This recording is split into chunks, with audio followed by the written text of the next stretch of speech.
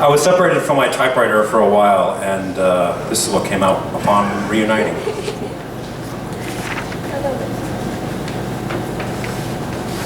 This machine will run again.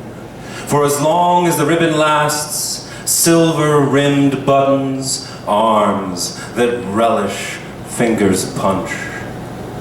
I pause to smell the gears, the patina and grime that metal teeth collect. Age and wisdom run through a washer, unaware of the stories behind the stains. This pondering invites me. This vessel carries so many lives. Does the typewriter dream of being a piano? For all the words said to explain, arguments forged by the pulpsmith, reaching to say what notes do naturally.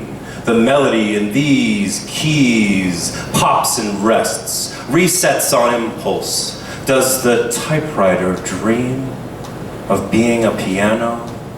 To be tuned by a skilled ear, a wrench? To have each key repeated, pounding, to be tested against its half-siblings, to be played with its top open, to be gently carried by skilled movers, perhaps a crane, and then tuned again. Does the typewriter dream of being a piano?